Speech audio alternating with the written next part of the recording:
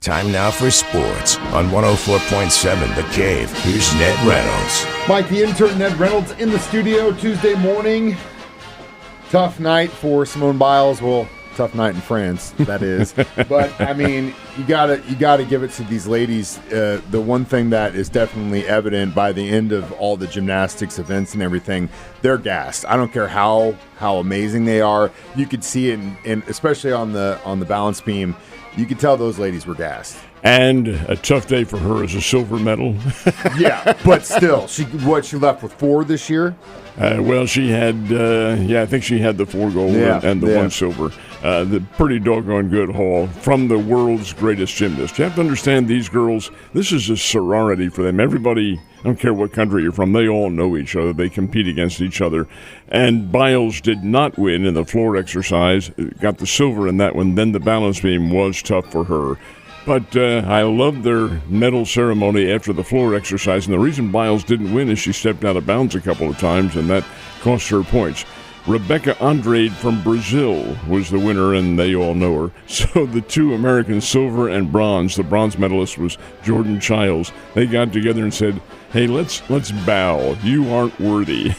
So they did that on the stand, and it brought down the house. It was very nice. That was a cute moment. The other moment I thought was adorable was when the balance beam winners got on the podium. The 2 Italian women took the medal and like pretended they were biting it, and the woman from China kind of looks at them, and she joins in. It was the most adorable thing I've ever seen. So, and that's what the Olympics is all about. Sure. You know what I mean? You've got the world's greatest athletes from different countries that normally might be not too happy with each other, but now we're all hanging out and having a good time. And maybe you politicians should take note, especially today.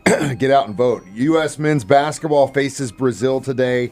It's going to be a tough challenge for these guys. They all are. This is good basketball. Brazil, in all honesty, is probably not as good as some of the other teams USA has faced, but they do have one current NBA player who plays for the Golden State Warriors. Now, he's a bench player, a guy named Santos.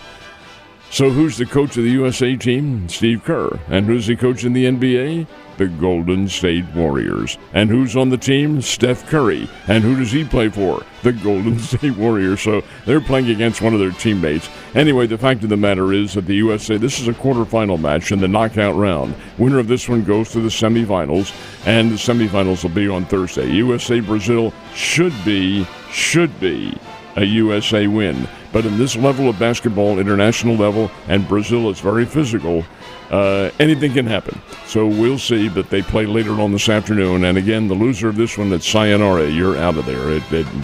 This is the medal into the medal rounds. The semifinals are coming up next, and there, if you win, you're guaranteed a bronze. Or no, not either, because you do have, I'm backtrack on that.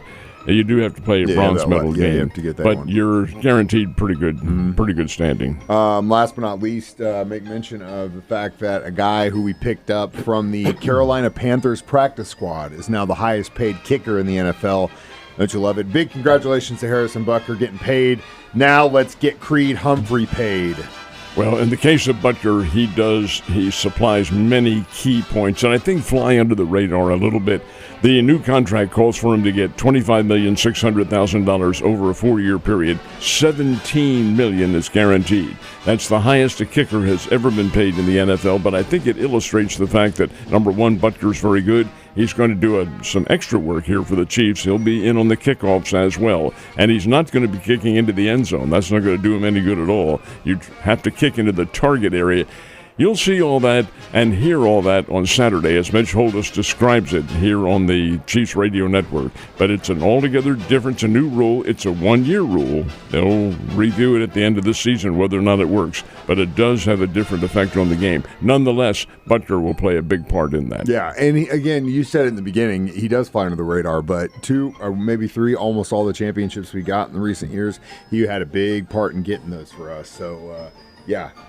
Get him paid, just like Creed. Cardinals had a chance to make up a game yesterday in St. Louis against the Mets. Did they make it up in the right way? No, they did not. Late afternoon game, and it's just one game because it was a makeup from a rainout earlier this season, and the Mets won up by a score of 6-0. The Cardinals could not touch Sean Manaea, who, how about this, went the distance.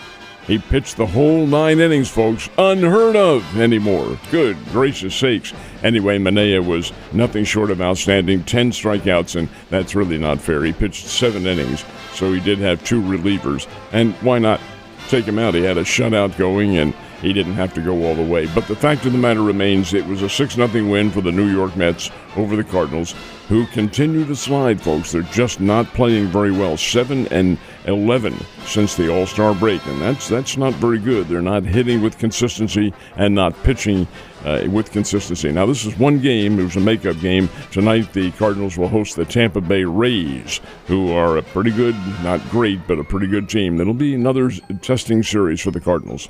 Definitely will be. And speaking of testing series, that's exactly what the Kansas City Royals have right now happening in Kansas City against the Red Sox. And the Red Sox are playing well, and they beat the Kansas City Royals 9-5 last night, doing it with the bad Jaron Duran, who is the star of the All-Star game. Had 3 RBIs in this game, and indeed it was a tough night for Kansas City. But you're going to run into that. That's part of baseball. Royals still have an awfully good team, and in fact they're in contention. I'll tell you a team that's not in contention is the Chicago White Sox. Yeah. They tied the American League record for consecutive losses last night, lost to the Oakland A's, and that is 21 straight losses. They have not won, they being the Chicago White Sox, get this, folks, they have not won since July the 10th. Wow. July the 10th. They've lost 21 straight games, ties a record set by the Baltimore Orioles in 1988.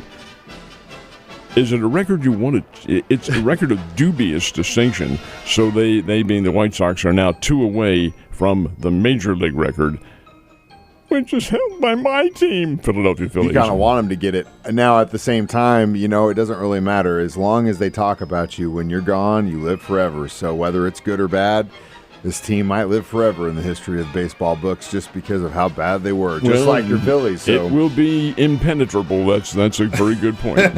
So the Springfield Cardinals, of course, are in town beginning tonight against San Antonio. San Antonio Missions come in, 6-game series, which will conclude on Sunday.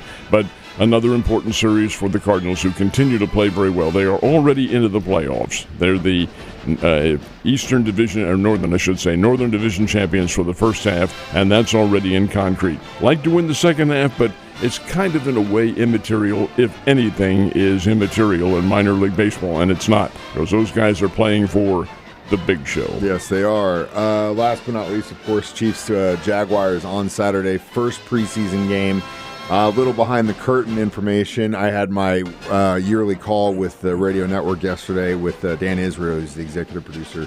It's the guy who kind of brings it all together with Mitch and Dan, and we got through the technical stuff and then kind of started asking him questions about what he was seeing in training camp. And basically what he's telling us is that these guys their defense hasn't lost a step even without Snead. And they're fired up, and that kind of showed itself on the field yesterday, didn't it? Interestingly enough, the guy in all these skirmishes, and folks, they all teams have these little fights. After all, you've got guys hitting each other, and you're on the same team, and you're going to get mad. Anyway, the one who seems to be in the center of all of it is Drew Tranquil. Boy, his name does not apply to the way he plays football. Tranquil is a tough hombre. Anyway, they had another situation yesterday in which another receiver is crossing the route, and he got leveled by Tranquil. It was Rashee Rice this time, and Rice threw the ball at Tranquil. Rice, you better run, buddy, because it did happen. The players came after each other. It lasted about 30 seconds, and of all people to break it up, it was Patrick Mahomes. He seems to be the guy who's always there to break it up, too, you know what I mean? And that's what you want your QB to do. But it was also funny to me, I didn't see the beginning part of it. I just saw the end part of it that got probably tweeted first. And it was just the scene of Mahomes just wrapping himself around Tranquil and walking him away. And then you realize how big Patrick actually is. That's something that is not noticed by a lot of people. This kid's huge. Yeah, it's not to say that Drew Tranquil, like you said, he is a very tough hombre. But when you see Mahomes wrap himself around him, you're like, man, I'm glad that's my QB. Ned, you have a great day, and I'll see you tomorrow.